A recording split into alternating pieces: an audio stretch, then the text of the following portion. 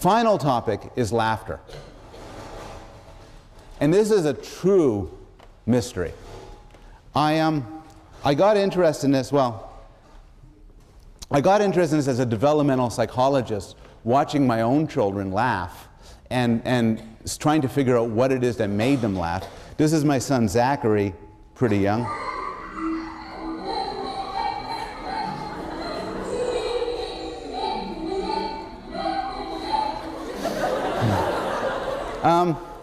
But this is not the youngest record of laughing. I found this on the web.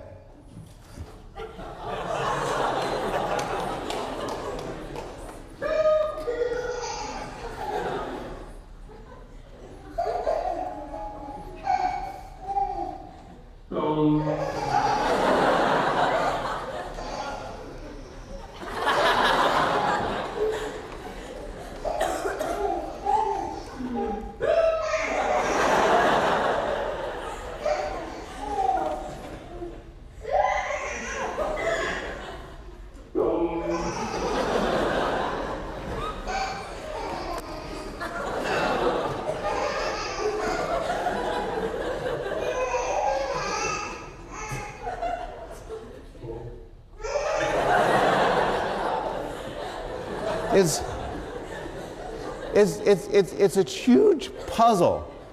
From an evolutionary point of view, people's pursuit of sex and food and drink and sleep are not these huge mysteries. Our abilities to understand language and make sense of the visual world and cohere in groups. But the fact that we make this weird noise at bizarre circumstances is a huge puzzle. And typically, psychologists have failed to explain this puzzle. So here's something, here's a first guess I read in a neuroscience textbook. We laugh when there is incongruity between what we expect and what actually happens, unless the outcome is frightening. Now, this is a fair effort. It is about as wrong as anything can be wrong in any possible way. First thing is, it doesn't really explain why.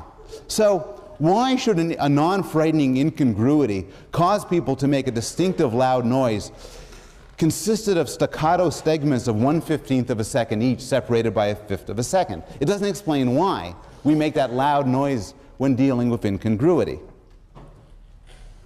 It's not the case that incongruity causes laughter. If there was a bowl of fruit up there as you walked in, it'd be incongruous, but people wouldn't shriek with laughter and point at a fruit. It's also, a lot of laughter isn't caused by incongruity. So a lot of times we laugh, there's nothing incongruous in any deep sense about it. So laughter is kind of a puzzle. We don't know why we laugh. We don't know what makes us laugh. Over the last 5-10 years, there's been some work done on this. A lot of the work is done by Robert Provine, who summarizes this in his excellent book, Laughter. And Provine decided to do something that nobody in the history of the world has done. He decided to send himself and his students to different places, including shopping malls, and observe when people laughed, and write down what made them laugh. And this is a first descriptive step to developing a theory of laughter. And his big finding is that you could separate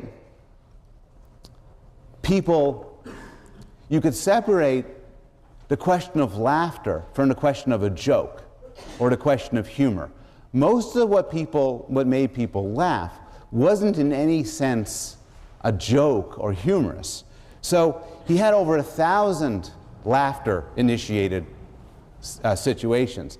And here's some typical comments that initiated laughter, sometimes uproarious laughter on the parts of people. I'll see you guys later. Look, it's Andre. Are you sure?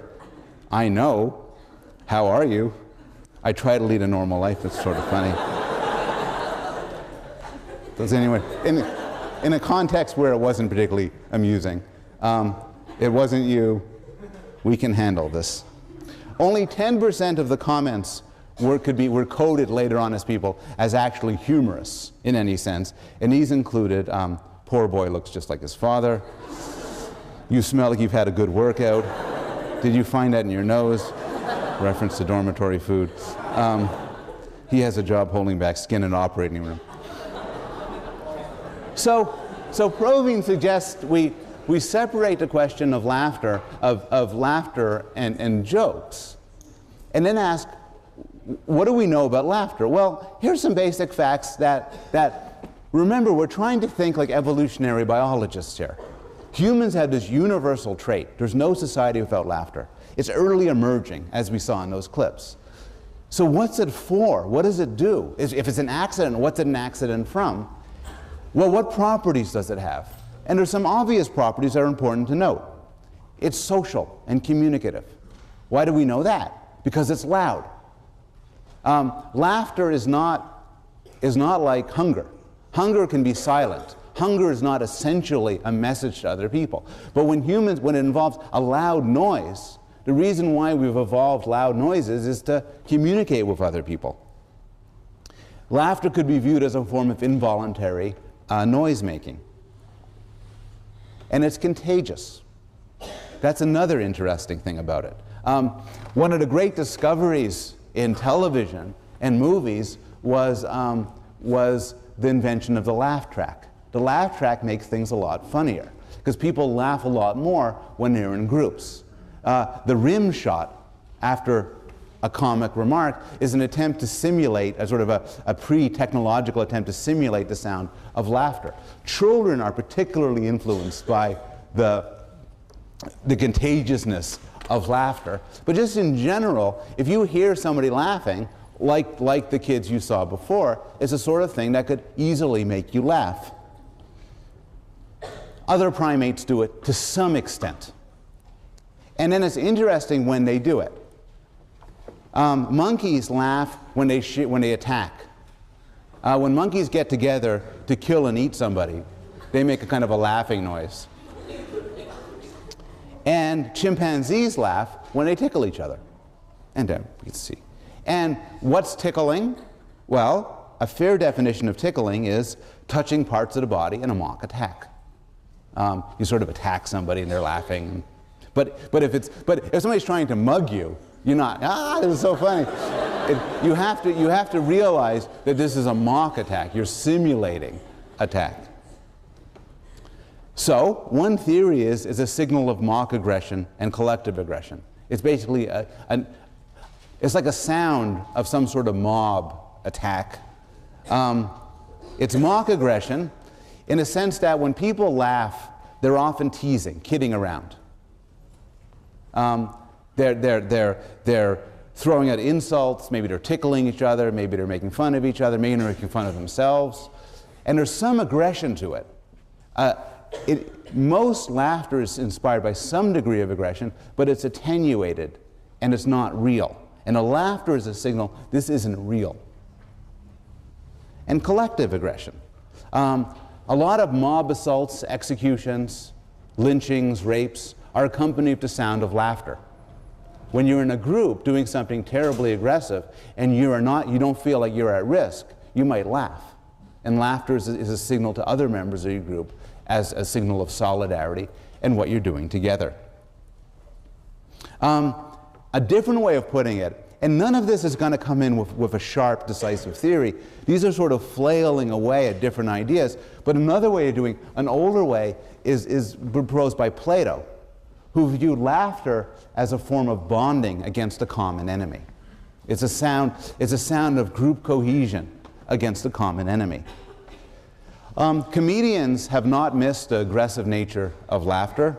Dave Barry writes, "The most important humor truth of all is that to really see the humor in a situation, you have to have perspective. Perspective is derived from two ancient Greek words, pers meaning something bad that happens to someone else, and ective meaning ideally somebody like Donald Trump." And the idea is that it's something bad happening, but not to you or to somebody you love. Mel Brooks puts it in somewhat sharper terms, distinguishing between comedy and tragedy. Tragedy is when I cut my finger. Comedy is when you fall into an open sewer and die.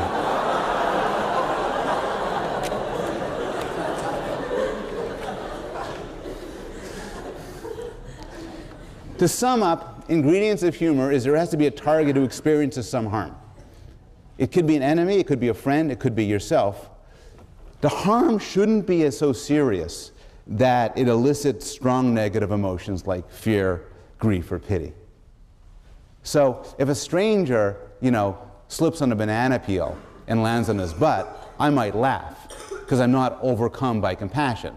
If he splits his head open, there's blood everywhere, I'm less likely to laugh unless I don't like him or something.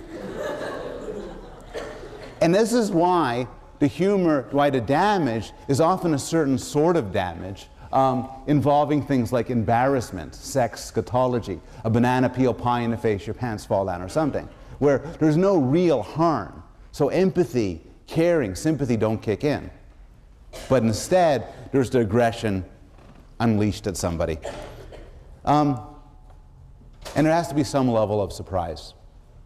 This is where the humor for that baby comes in, which is he couldn't predict when the sound was coming. And some aspect of that was what made it so funny to him, what elicited the laughter. This is what elicited laughter for Zachary was watching the classic film Winnie the Pooh and the Blustery Day, where Rabbit climbed on a high bunch of shelves and it all came crashing down on him. But he wasn't dead. He was just kind of stunned.